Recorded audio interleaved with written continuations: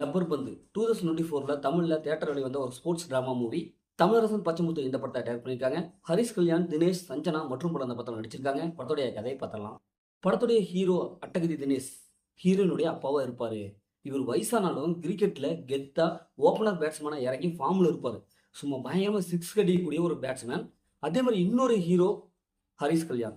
இவர் ஒரு பவுலர். இவரு தாழ்த்தப்பட்ட ஜாதியை சேர்ந்தவர். அதனாலேயே எல்லா டீம்லயும் ஒரு நிலையா வச்சுக்க மாட்டாங்க. ஏதோ சப்ஸ்டியூட்டா யூஸ் பண்ணிக்குவாங்க. இருந்தாலும் சூப்பரான ஒரு பவுலிங் போடக்கூடிய ஒரு திறமையான பவுலர்.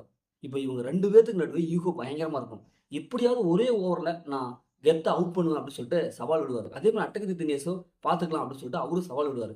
இந்த ஈகோ ஃபர்ஸ்ட் ஹாஃப்ல இருந்து ஆரம்பிச்சு கடைசி வரைக்கும் இருக்கும். இதுல என்ன ஒரு சஸ்பென்ஸ்னா, நம்ம ஹரிஷ் கல்யாண், அட்டகத்தி தினேஷ் அவங்களுடைய பொண்ண லவ் பண்ணுவாங்க. இதனால இன்னும் ஈகோ அதிகமா இருக்கும்.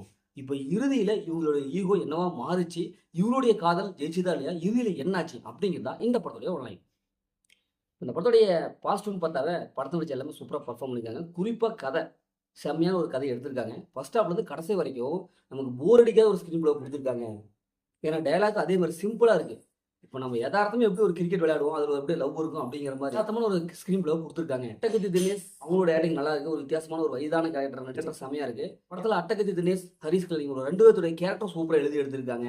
இவங்க 2 பேத்தோட ஈகோ காமெடி கலந்து சொல்லியிருக்காங்க. ஃபர்ஸ்ட் ஹாஃப் ஃபுல்லாவும் காமெடி கலந்து அப்படி சொல்லியிருக்காங்க. கடைசி வரைக்கும் காமெடி கலந்து சொல்லியிருக்காங்க. சான் ரோல்டன் அவங்களுடைய பிஜிஎம் மியூசிக் நல்லா இருக்கு. நம்மள எந்த இடத்துலயும் போர் அடிக்கல. "அப்பா! ரொம்ப நாள் ஆச்சப்பா, இது மாரி ஒரு படம் வந்து" அப்படிங்கிற அளவுக்கு இருக்குது. ஏன்னா கிரிக்கெட்ட மையப்படுத்தி எத்தனையோ படங்கள் வந்திருக்கு. இன்டர்நேஷனல் லெவல்ல வந்திருக்கு, லோக்கல் லெவல்ல வந்திருக்கு. ஆனா இது ஒரு வித்தியாசமா குடுத்துருக்காங்க. பார்த்து பழக்கப்பட்ட அதே கதை. இருந்தாலும் சொல்லப்பட்ட விதம் சூப்பரா இருக்கு.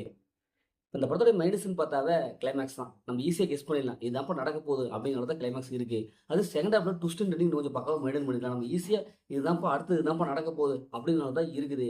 இன்னும் கொஞ்சம் அத மாத்தி இன்னும் கொஞ்சம் இன்ட்ரெஸ்ட்டா குடுத்துருக்கலாம். இந்த படத்த ஃபேமிலில பார்க்கலாம். கண்டிப்பா ஃபேமிலில பார்க்கலாம். படத்த அந்த மாரி செஞ்சா எதுவுமே இல்ல. முதல்ல அந்த படம் சூப்பரா சுமாரா இந்த படம் ஒரு ஒர்த்தான மூவி தான். ஓகே, இதே மாரி அடுத்த ஒரு புதிய மூவிஸ் மூலம் உங்கள் கருத்து பாருங்க.